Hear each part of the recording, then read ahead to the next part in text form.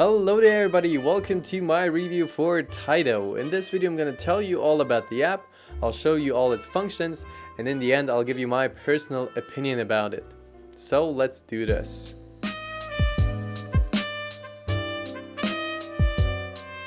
Alright, now before we start, I just want you to know that this is a paid sponsorship, but nevertheless, this is my honest opinion about it. I'll give you all the good facts about it and all the things that I don't like about it as well.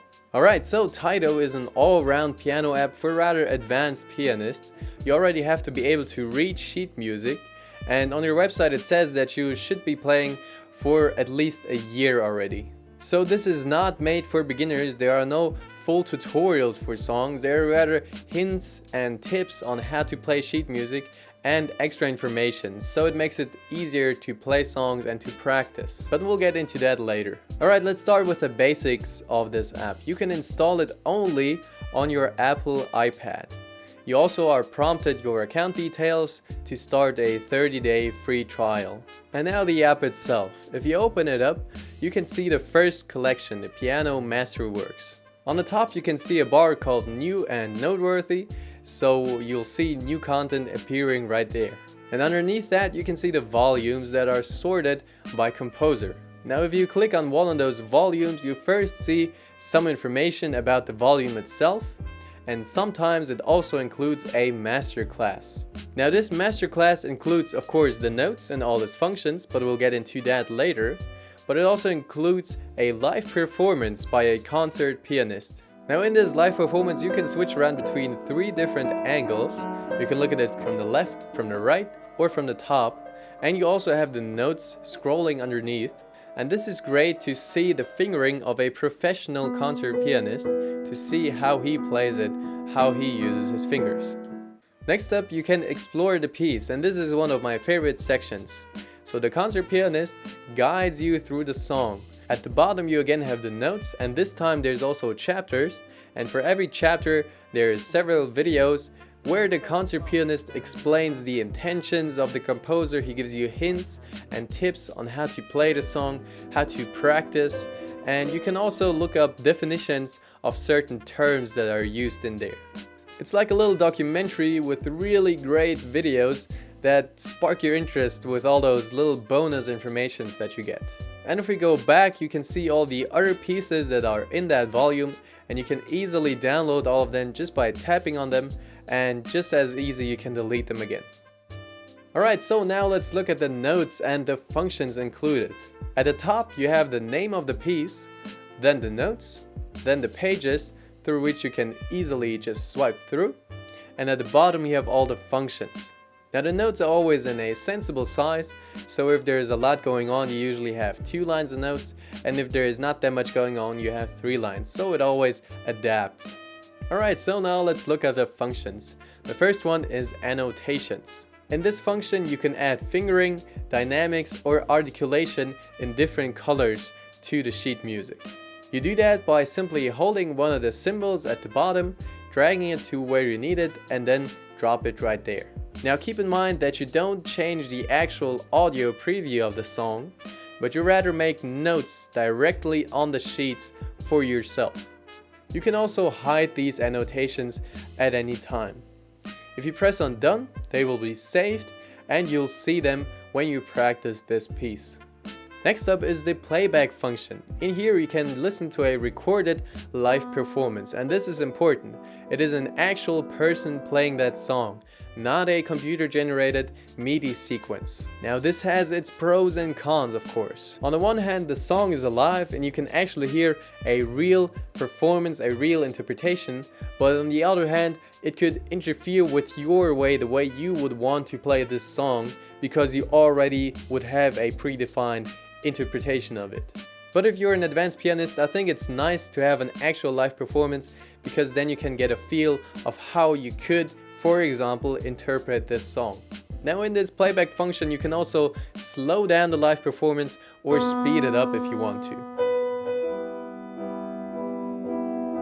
You can show or hide the playhead to see where in the piece you currently are, and you can also tap somewhere on the piece to make the playhead jump right there and start the playback from there. The third function is the metronome, and it is very simple. It's just a metronome. You can adjust it from 40 till 208 beats per minute. Now sadly, you can't combine it with the fourth function, the auto paging. Now that one is really interesting. What this function does is that it listens to you play and it automatically turns the page as soon as you arrive at the turning point.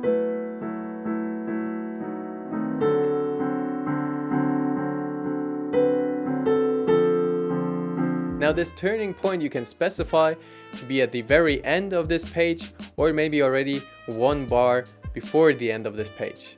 Now when the playhead arrives right there, it turns the page for you so you don't have to do that anymore.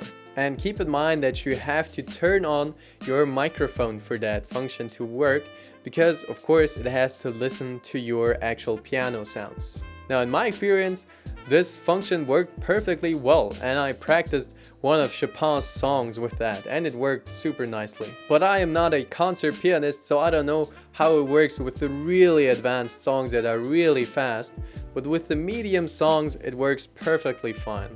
Alright, and at the bottom of the volume you can do a lot of extra reading. You can read about the volume, you can read about the music, about the composer, and there is a lot to read, and it is also very well designed. So if you're interested in that, then you can inform yourself as much as you want. And in the credits you can find out more about the pianist who told you all the extra information in the masterclass. Alright, so the pros, it is a superb app for advanced pianists. All the functions work perfectly well. There's a lot of great, interesting, professionally shot videos for you to look at. And there's a lot of extra information, a lot of extra reading you can do about the composer and his pieces. It also gives you a good solution to an old problem with the page turning function. I've encountered this problem a lot of times with very long pieces of music. It also works almost without any bugs. I've just encountered this one that when you don't have an internet connection and you try to start the app, it closes again. But I think by the time I upload this video, this bug will probably already be fixed. There is already a big collection of pieces in that app. You can look at all the content on their website. I put a link in the description. And of course, in the end, the price, I think it is pretty cheap for those professional videos that you get and all those notes that you get with the app. $4 a month is really not that much, I think. You can probably spend $10 on just one book of notes by one composer and you'll get all the notes from a bunch of composers for just $4 a month. So, and you'll again have that problem with the page turning. But that's for you to decide. I think it's a fair price. But there are of course things that I don't like about this app, and that is for example the auto renew function. And a lot of subscription based things have that, websites and apps, and that is that when you start your 30-day free trial, if you do not unsubscribe during those 30 days, you will automatically join the subscription and automatically pay $4 a month. What you should do is actively join that subscription and actively pay $4 a month.